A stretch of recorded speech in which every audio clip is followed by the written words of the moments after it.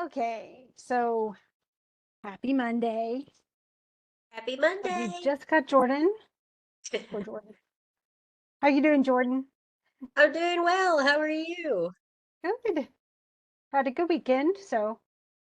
And today we're gonna play around with language a bit, so that's always fun. What I'll just so you know, Jordan, since you're the only one in here, but anybody who's watching the videos can know this too, because we have a journal, but it's not due until tomorrow night. We won't be talking about that journal until afterwards. So I'll probably talk about it like Thursday morning with my other group. But we're going to cover really all the stuff on the Diction journal today. And then we're going to look at, uh, tomorrow morning, we'll look at the Old English poem, The Wanderer, Yeah. in all of its manifestations. And it's funny because I was reading through those going, wow, that's quite an assignment I gave people. But hopefully, I mean, people seem to respond well to it, but we'll go over that tomorrow morning and then either that or tomorrow night. And then the other session tomorrow, we will cover, I'm actually going to talk about the poetry essay so that you kind of know what to expect, what are our options, how to go about it, and that kind of stuff. And so I'll go All a little right. bit over MLA format too, just some reminders about papers and what they're supposed to look like, but mostly we're going to talk about the actual assignments. So hopefully that will be fast enough. By Wednesday I'll have all of that loaded so that people can start thinking about those essays. So we still have a few more weeks, but I know some people take a while and that's okay. They should, to develop their topic and figure out what they want to write about and all that stuff. So, um, do you have any questions before we start though, Jordan? Not at the moment. Thank you though. Okay, make sure if you do, you can always pop in and ask anytime, anything. So, Thank you. okay, so let's talk about Langston Hughes's. We'll talk about Langston Hughes for a second before we talk about his poem. Langston Hughes is a poet who he's actually considered to be one of the Harlem Renaissance writers, and he wrote before the civil rights movement. Let me put it that way. So he's writing in the 20s and 30s and things like that. But many of his poems are really meant to capture the essentially what it felt like to be a Black person living in America in the early part of the 20th century, especially in Harlem, in a big city. So a lot of his poems have that, a much more metropolitan kind of feel to them. You feel much more like it's not a rural setting that he's dealing with, but really dealing with what it's like to try to make it in a place where there's prejudice, where there are laws restricting, where you can live and what kind of jobs you can get, and even what doctors you can see. Because this is well into, I mean, he's part of that, established segregation. And so even Harlem was an essentially a neighborhood that developed because essentially Black people could get housing there where they couldn't get it in other places. And so more and more, it's kind of like Chinatown and things like that, where people would go in, certain groups mainly because they couldn't either afford or they couldn't get housing anywhere else. And the truth is, today there are laws that are, restricting how realtors can work and things like that. But those laws really weren't in effect at this time. So realtors could only, if there was a Black family looking for a house, they could literally only show them stuff in the Black neighborhoods. And they would try to keep it more segregated. Everything was separated. Most schools were segregated. Very few were not. And it was not until really the 60s where that shift started happening, where at first schools were forced to desegregate. And even here in Georgia, for instance, it was at least a decade later than that, really.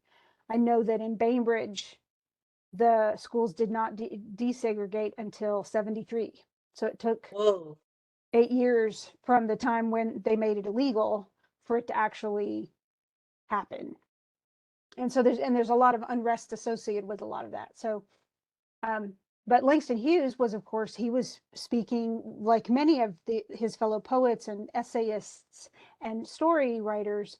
He was speaking from that point of view. Here's me, and yes, I'm Black, and this is my experience, and it's not probably what you expect. So he tried to be really real. In this case, though, it's one of the rare places where he takes a poem and he takes on another voice.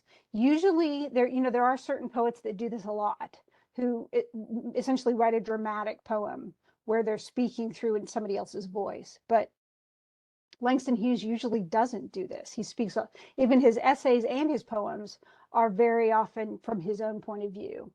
In this case, though, he's specifically speaking for a mother.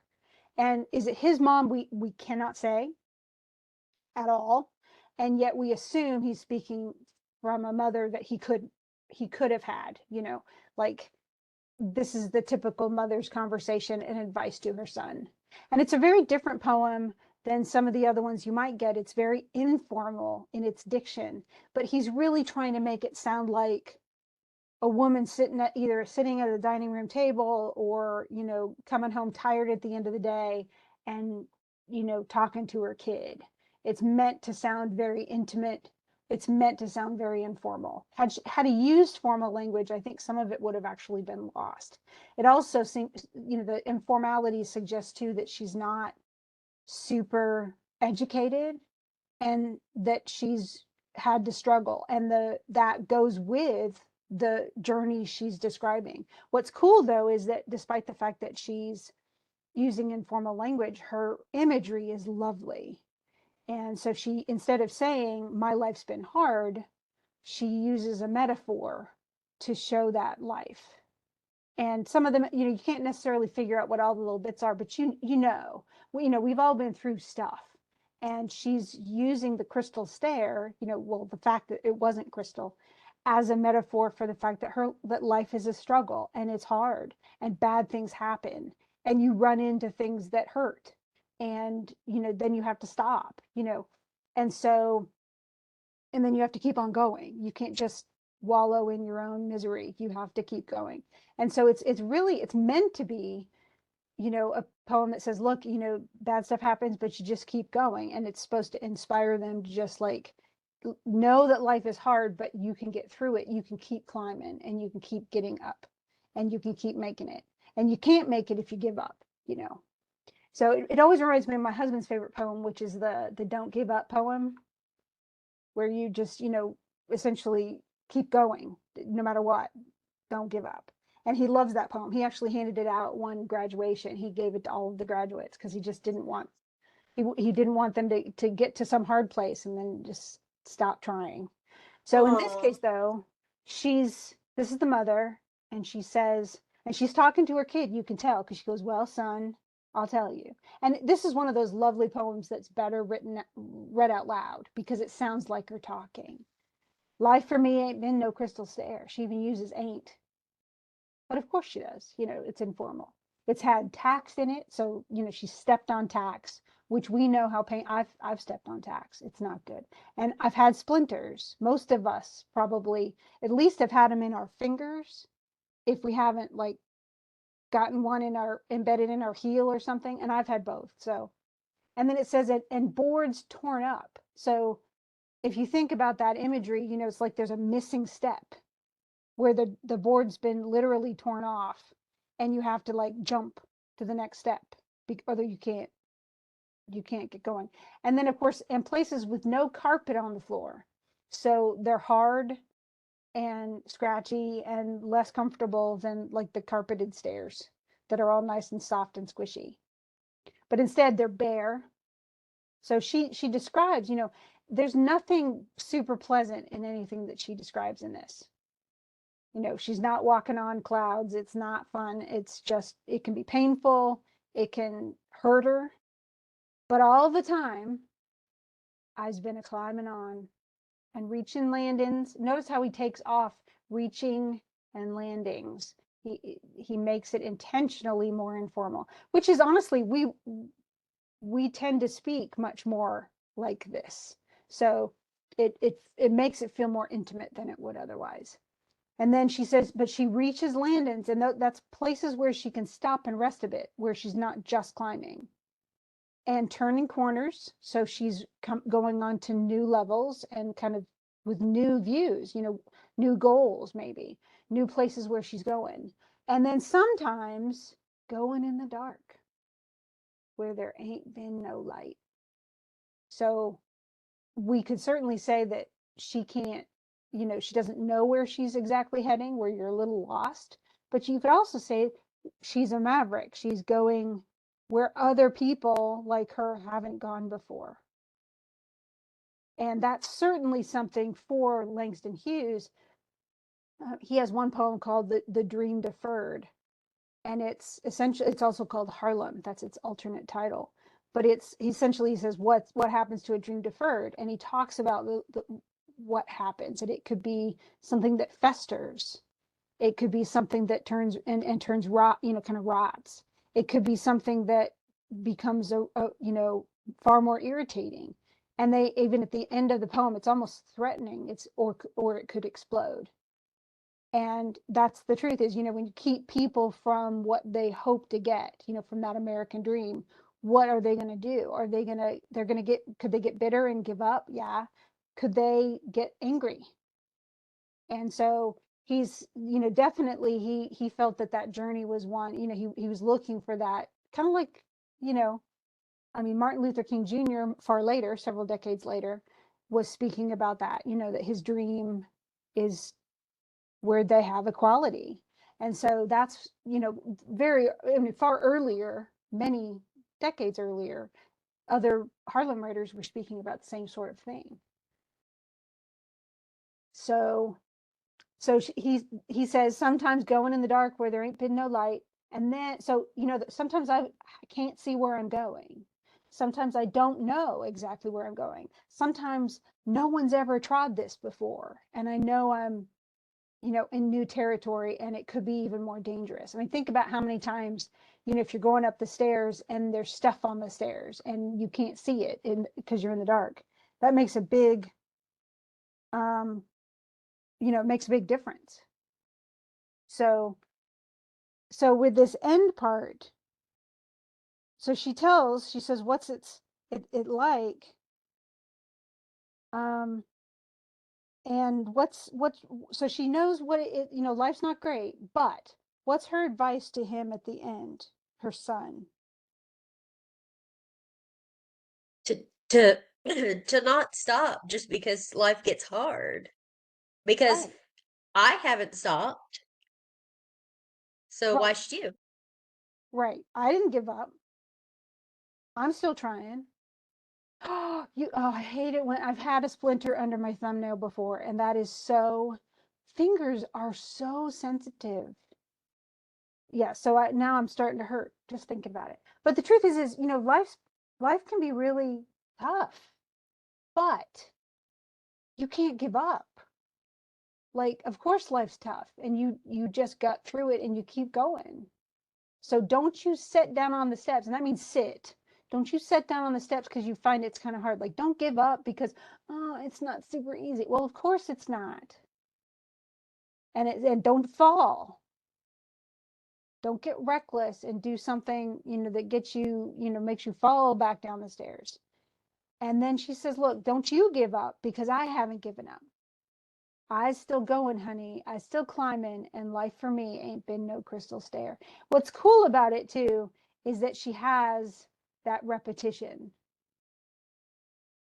So she says, this is what, and there are really sections to this poem, but you see it's all, there are no stanzas necessarily. Now, what else do you notice about the form of this? Mm, the lines are all different lengths. Right. And they don't, there's no rhyme. There's no, I mean, one of the lines Yeah. is literally a single syllable. So this is free verse. Now he did actually, there are a few poems he has written that are rhymed and have a very regular rhythm, but most of his most famous poems are like this. So they're free verse. And that just means there's no like if you take you know, you're looking for another rhyme. La, la, la, la, la. No, there's no other line that rhymes. In fact, the only thing that comes close is really crystal stare and the same line, crystal stare. So um, that's kind of what you got. It's not about rhyme and it's not about rhythm. It's much more and that free verse also lends to this informality. You know, if a mom were you know, intimately and informally speaking to her kid, she wouldn't speak in rhyme. And so he's No. trying to resemble as if it's just a monologue of this mom talking to her kid. And maybe he came home discouraged. We don't know the setting, we don't know what instigated this, but she's trying to keep him from giving up too.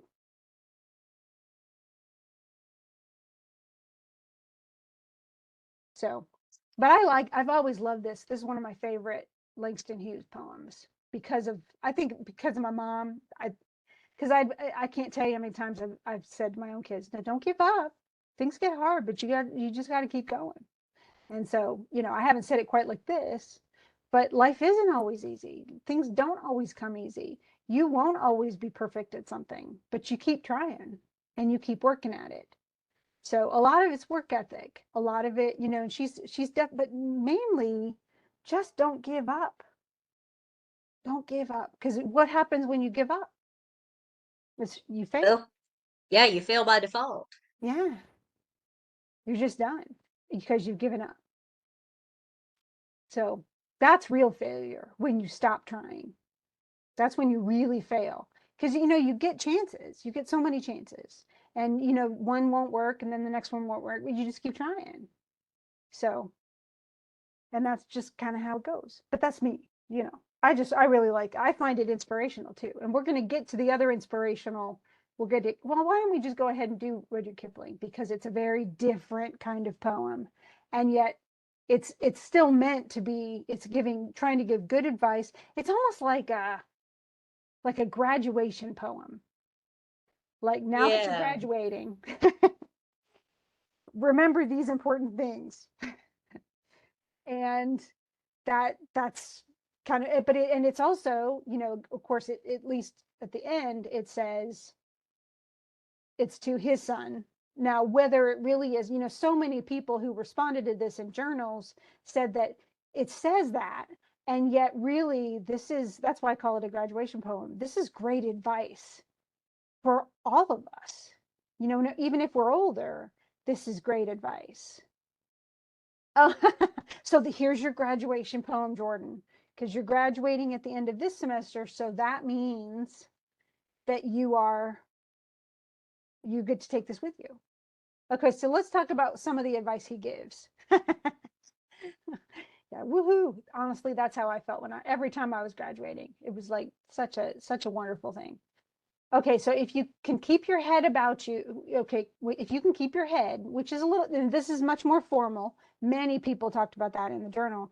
And it's also, you know, if you look at, of course, there's you, and two, but you know, it's really A. If you're looking at the rhyme scheme, at least at this point, we'll look at it later. But the second part is essentially B, then lies, because I'm waiting, lies, hating, and wise. That's awesome, Jordan. Did you get your phone? Okay. Sorry. I had someone coming in. Okay, so we have, then it's ABAB. And then it continues that way. So once we get to out of the U's, then it's master, aim, disaster, same, and then spoken, fools, broken, tools. So that is awesome. Again, you'll be very analytical. So that's good. This is all Oh, thank teaching you you. analysis. It's just, this is literary analysis, and you're going to do, you know, forensic analysis. Okay, so if you take all of, first of all, it's very formal, very regular rhythmic pattern, very regular rhyme scheme, lines per stanza. So we have 2, 3, 4 stanzas. So there's a formality to it already. And honestly, most people I asked in the journal, you know, should we change it and make it less formal? And most people said they liked it better formal. And I think that goes with it being, If it's a graduation poem, then that works. So it Yeah, should be more formal. it to me it kind of lends the gravitas that it deserves. See, I agree. I think that's it. It doesn't sound pompous. It really doesn't. It's still giving extremely good advice, but it's almost giving advice in a way that allows it goes with what he's saying, because he's talking about not losing your cool, not dropping to the level of other people, but essentially staying sane, um, using rational thought, being compassionate, but really going through life in a smart, level-headed sort of way. And so that kind of it adds to the reasonableness, I guess, of this. So let's look at some of the things he talks about. So he says, if you can keep your head, so keep your, you know, essentially keep your brains about you, when everyone outside of you, everyone around you are losing theirs and blaming it on you. So when the whole world seems to be erupting and they're all blaming everything on you, and yet you can keep calm and not lose your cool and not start running around and screaming, you know, like they are.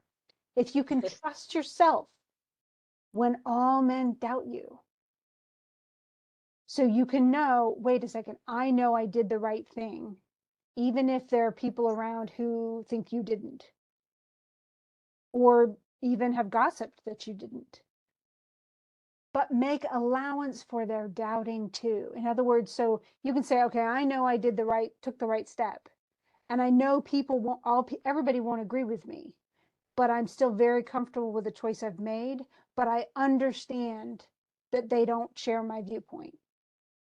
That's a very hard place to be, especially And when people are blaming you for stuff. you know what it kind of makes me think of a little bit as well? What? Um, Sort of like if you can trust yourself when all men doubt you, sort of makes me also think about have self-confidence in yourself, Yeah, but then make allowance for their doubting too. But um don't have hubris, don't be cocky, right. don't think you're infallible. No, but no, when make your choices rationally and based on the best evidence, and know that that's what you're doing, even if people disagree with you. And the truth is, Yeah. you cannot please everyone anytime. Oh Someone no. is going to hate, and Always. that's just what happens. But it doesn't mean they're right. So you have to be able to hold on to what, and even go back and question yourself. Okay, did I do this for the right reasons? And go, okay, these were my reasons. Those still hold true. This is still the end goal I'm trying to get to, and I still think it will work. And it seems to, and maybe it even seems to be working, but I understand where they're coming from, and it's okay that they don't agree with me. Because the truth is if you're so worried about what people think and you judge yourself by everything that everybody else thinks, you will never know who you really are, because you're going to change depending on what people think. You can't just please everybody. And then it says, if you can wait and not be tired in waiting. So this is the Walmart line. If you cannot get grousy because someone's using food stamps, or because someone has a coupon, or because someone's just taking forever to, do their own groceries and put them in reusable bags or whatever it is, and you can just be calm, that says something. Think of how impetuous and in a hurry we are when we're driving. Think of how many people honk at each other in a given day. You get out of the way, and they're you see the cars whizzing between and taking all sorts of like scary judgments, and making moves that honestly they should never make, because they're in a hurry and they're trying to get ahead. And they're so impatient. And plus what happens when you're impatient, when you're rushing? What do you miss? Details? Yeah, you don't see stuff you should see. That's why people get in accidents. You also miss the good stuff. Think about what's the difference, if you're rushing, oh no, I have to get somewhere, and how you feel compared to when you're just chilling with some good tunes on the radio. Yeah. Or if you're walking and you're so busy trying to get there that you don't notice anything, or you notice all the flowers and the winds blowing and the pretty trees, and you can actually have a Zen sort of walk where you're like almost meditating while you're walking. So you get to work and you're like totally calm instead of freaking out. But a lot of it is choosing. You're choosing to be calm. You're choosing not to lose your mind because other people are. And then it says, if or being lied about, don't deal in lies. So, you know, if somebody lies about you, don't start gossiping about them too. Oh, well, yeah. Well, he said, no, just say, oh, well, that's not true, and back away. Or being hated, don't give way to hating. That's like turn the other cheek, you know, where, okay, somebody else can say something mean. You can escalate it, or you can back away and just go, okay, that's not true. And yet don't look too good, nor talk too wise. In other words, don't try to overdress and outdress people. Don't spend all your time on your appearance, because who cares? But also, if we talk too wise, what does that mean we're trying to do? If we try to sound super intelligent all the time. Yeah. Like maybe sound like we have knowledge that we don't actually have. Yes, and that can backfire badly. Or say, oh, yes, I know totally about that, when we don't. And then we get into a pickle because we don't know what we're doing. Yeah, it's far better to say, I don't know. I really don't know. Maybe we should find that out, as opposed to saying I know everything. Because the truth is, no one knows everything. Okay, so that's all of that is kind of like, how do you deal with other people? How do you stay calm even when people aren't being nice to you? How do you keep from trying to rush past them? How do you essentially, it's how do you not get over emotional in response or reaction to other people? That's what the whole stanza is about. Don't worry about what everybody thinks, but also don't spend your time trying to impress them, but don't react negatively when they do things that you don't like. Okay, and then it says, if you can dream and not make dreams your master, so they don't take over and all you do is dream. If you can think and not make thoughts your aim, so in other words, your goal is to act, not just to think about doing something. I think I want to be a novelist. No, be a novelist. Go write. If you can meet with triumph and disaster, so really great success and failure, and treat those two imposters just the same. Like, okay, that's worked. Let's keep going. Instead of, oh, I'm great. I'll just sit back on my laurels and not do anything. Or disaster, that's the end of everything. Why keep trying? It's kind of like that crystal stare. Well, we don't have a crystal stare. Bad things happen. Don't sit, get up and keep going. So you're just doing your job. If you can bear to hear the truth, you've spoken. Twisted by knaves to make a trap for fools. In other words, if you've had your own words twisted by someone else who means ill, or at least wants to play around with you, or watch the things you gave your life to broken, and stoop and build them up with worn out tools.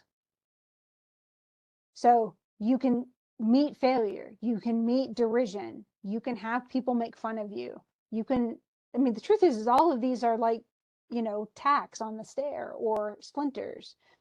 They're just not in metaphorical sense. They really are talking about the different things that you will encounter when you meet other people.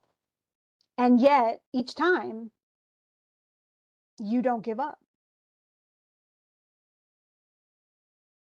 So if your truth, the stuff that you speak is twisted, or the things that you created, you get broken, you don't complain about it. You just go set back to work and put them back together as best you can with worn out tools. If you can make one heap of all your winnings and risk it on one turn of pitch and toss. In other words, the stuff you have means nothing. You could let it go and lose and start again at your beginnings and never breathe a word about, you don't whine about your loss. You just start over. You stoop and build them up with worn out tools. But if you can lose all of that, if you can force your heart and nerve and sinew, that's like muscle, to serve Yeah. you your turn long after they're gone. In other words, you can struggle through aches and pains and exhaustion and keep going. And so hold on when there is nothing in you. You are literally running on fumes and a will. If you can keep going, even when you are so, and I've been there, I know what utterly exhausted means. It's called parenting, especially of babies. Babies are, whew, so exhausting. But honestly, teenagers can be too sometimes. Mostly it's babies though. But you can keep on going. Like you have to, maybe you're sick, but you have to keep on going. You have to get things done, and you can make yourself do it even though you are so ill and you don't have strength left, and yet you somehow get it through. That's what adulting means. I'm tired, but I go to work anyway.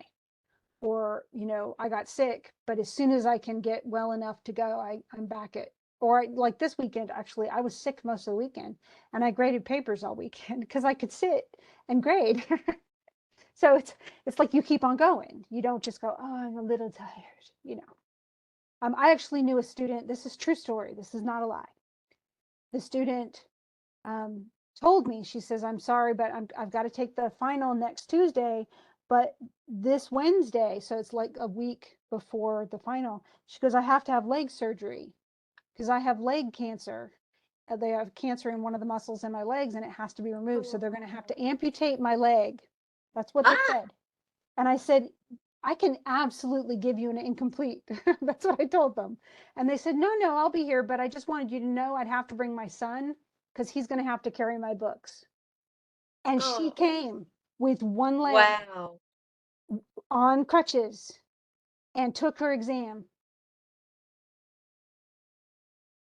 And her Wow. son stayed with the books and everything. I was astonished. And so, when I have students who are like, oh, I can't make the final, I have a little cold. I'm like, okay, well, your leg hasn't been amputated. So, but the truth is, those kinds of people, what did she do with the exam? She aced it. She Awesome. she was there to be awesome. And so that's what she did. And that meant she came when she had no business. I mean, you think by any rational, no, no, you can't go. And she came and did well. And that's just how she, again, a lot of this is to work ethic, that you can gut through things even when you're tired and get the stuff done and get it done on time, or, in as good a way as possible, things like that. And then if you can talk with crowds and keep your virtue. So this is much more of the public life.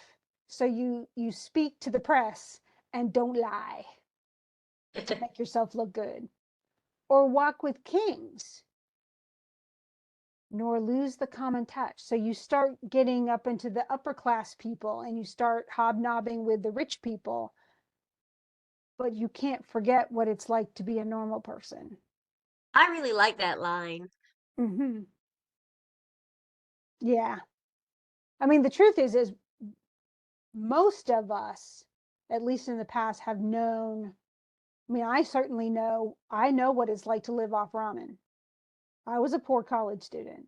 And so I'm not now. I will never forget it. I will never eat ramen again, but I will never forget that time and I will eat potatoes. I ate a lot of potatoes because they're very cheap. You can get a 10-pound bag back then for like $2.50. And I would live off of potatoes. But I still eat those. Those are delicious, but I won't do ramen. But the truth is, most of us know what it's like to suffer. We know what it's like to struggle. And yet, all too often, people who don't know what it's like are very judgmental towards people who do struggle. It's easy to judge. It's not as easy to be compassionate towards people who are below you. And yet, we need to be. We got helping hands and they need helping hands. We got compassion. People, you know came through for us, and we need to do the same thing for others and help them. But that's the truth, is it's real easy once you get power, once you get a following.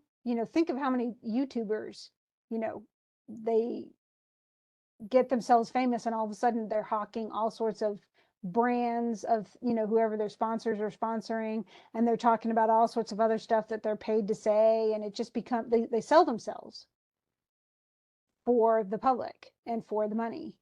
But same thing, you get hobnobby with all the people with all the power and all the influence, and it gets really easy to ignore the people who don't have that power and influence anymore.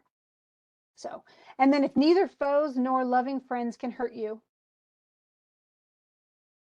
if all men count with you, but none too much. So in other words, no one becomes so all ever present in, their opinion. So you don't like become a codependent or something. If you can fill the unforgiving minute with 60 seconds worth of distance run. In other words, we don't have much time, but you can book it, even if you just don't have it. Remember that where you can force your heart and nerve and sinew to serve your turn long after they're gone, and just go because you have the will to do that. Yours is the earth and everything that's in it. And which is more, you'll be a man, my son. So it's like how to be an adult. And it involves a lot of humility. It involves self-assurance and inner confidence that doesn't depend on praise. So you have to be much more, it's almost like Emerson's talking. And Ralph Waldo Emerson wrote, his most famous essay is called Self-Reliance. And it's essentially saying, and it's a graduation speech. He wrote a bunch of essays that were all pretty much graduation speeches, but they're all like, don't think the way everybody else thinks. Don't go with the pack. Don't follow, the race because everybody else is running it. Run the race that you should be running inside.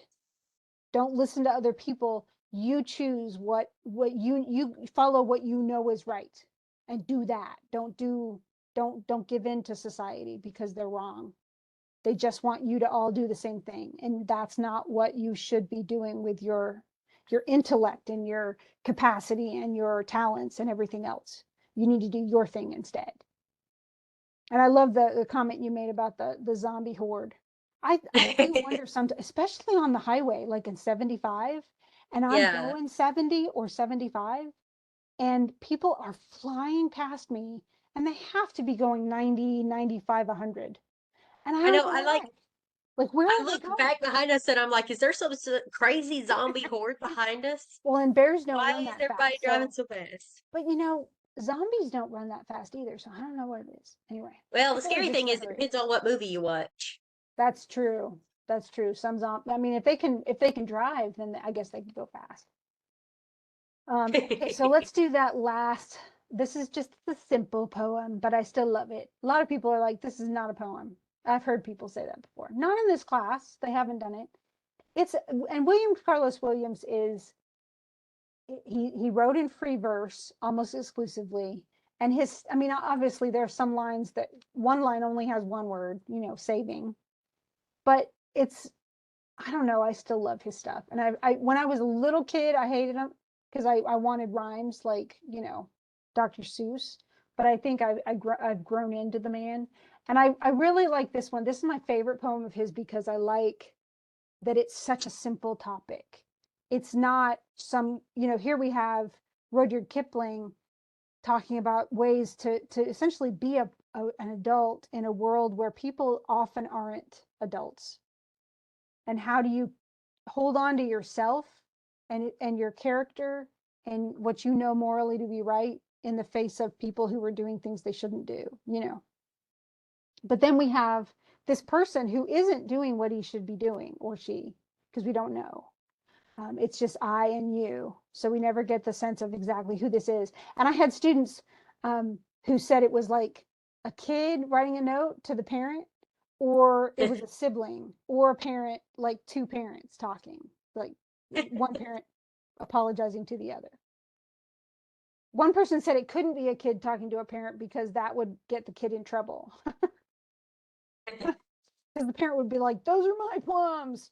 But so they figured it had to be on equal footing, either siblings or a couple. Well, I But guess it whatever it depends is, on how cheeky the kid is. right? I guess, and honestly, my son would totally do this, and he would go, ha ha ha, ate all the mac and cheese. I think he did that yesterday. He didn't write a note, but he told me that, you know. But in this case, though, what has this person done that they're sort of apologizing for? Sort of. They have eaten somebody else's breakfast. Yes.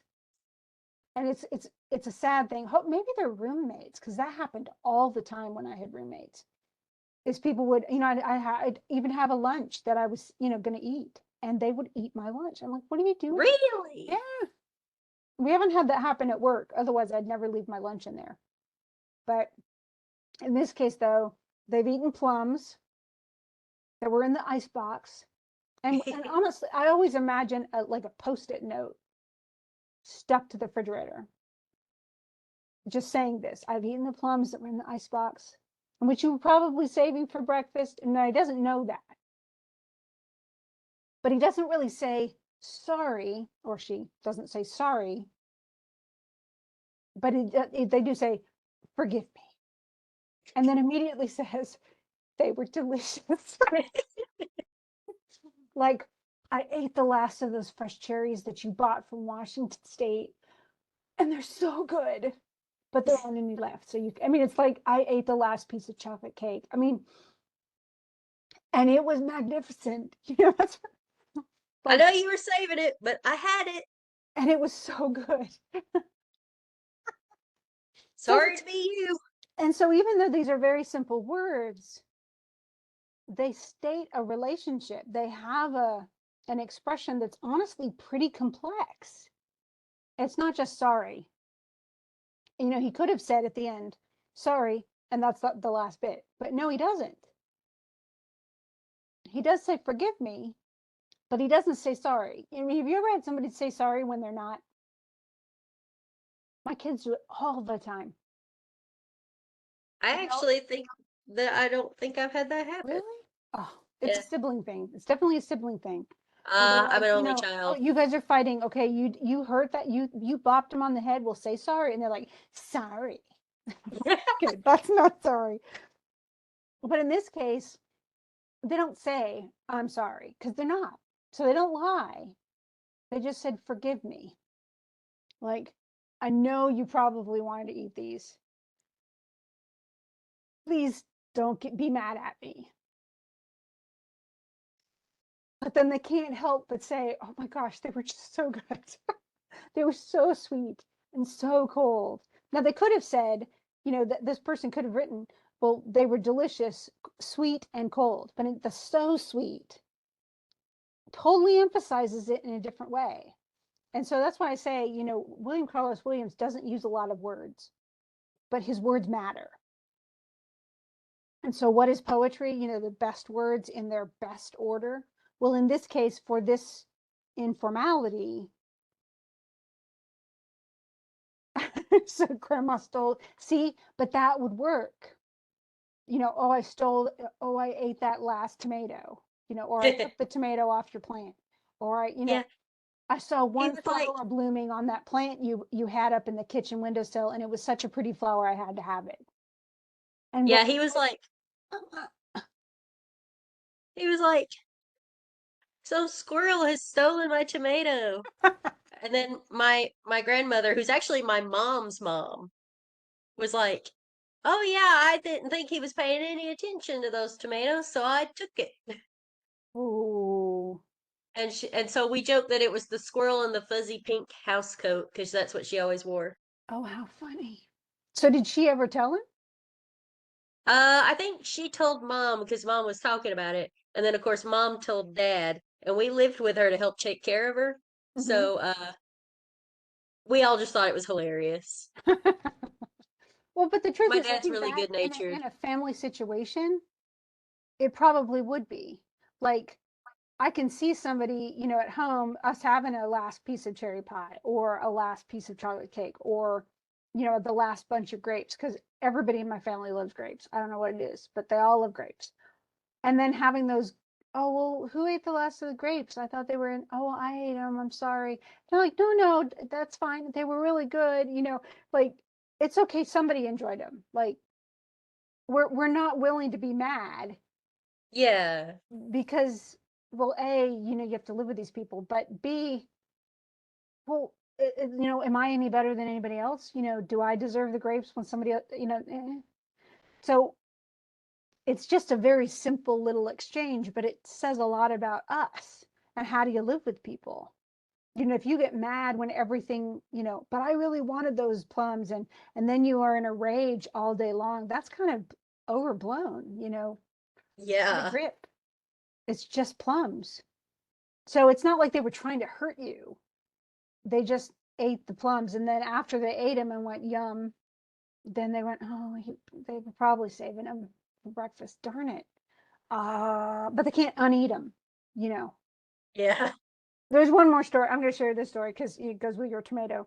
My brother-in-law, and he would be so mortified if he ever heard this. But my brother-in-law once, my Richard's mom, my husband's mom, used to make this thing with like layers of like pound cake and whipped cream and then cherries. I Huh. don't remember even what she called it, but they always called it crack. And it's because it was addictive. They couldn't, once they started eating a bowl of it, they had to go back and get more. And it stems from when he was a teenager, my brother-in-law, came home and she had made it for the next day. And it was just sitting in the kitchen. And he took a bowl of it and he ended up eating all of it. So Oh my. the next morning, she was like, who ate it? And I can't even remember what it's called again. But he said, he goes, I'm just so sorry. It was just like crack and I couldn't stop. And he still laughed, but we still tell the story. And I wasn't even there when it happened. I mean, it happened before I ever met my husband, but it's still one of those family stories that's just hilarious. Oh. And it's like you can't, I mean, I'm sure she was mad at the time, but it's also, you cook something and somebody thinks it's so delicious that they eat the whole thing. It's actually how can you be mad? I mean, you have to be somewhat flattered. I know, you know what that makes me think of actually? What? You know how I said we lived with my grandmother? Uh-huh. My mom makes absolutely delicious chicken pot pie. And Mm. one time my grandmother said, Vicky, you need to stop making that chicken pot pie. I just keep eating it. And my mom went a long time without making any. And my grandmother was like, Vicky, why did you stop making the chicken pot pie? And she says, because you told me to. And then my grandmother's like, yeah, because once I start eating it, I can't stop and I eat until I get sick. But I want you to make more. But it's too delicious. It's that's funny because my one of my husband's favorite meals is chicken pot pie. And it's very hard to make from scratch, but he loves it. So this is the time too when the season's starting to it's cooler outside. This is the time to make it. But anyway, I think we've devolved into just telling fun stories. So do you have any questions about any of the three poems and the wording or formality, informality, any of that kind of stuff? Are y'all good? um, I don't think I have any questions about those poems, Okay. but the one that you mentioned earlier called the Don't Give Up poem, Mm-hmm. who wrote that? I'd like to track it down and read it. Well, let's just find that. Woohoo! I think it's anonymous, but let's see if it will pop up. Come on, y'all. Nope, that's not it. Well, okay, so let's try. No.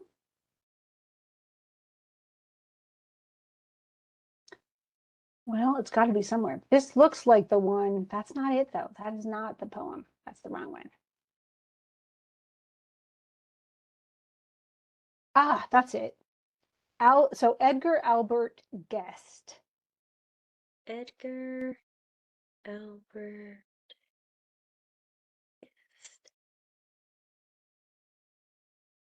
Ugh,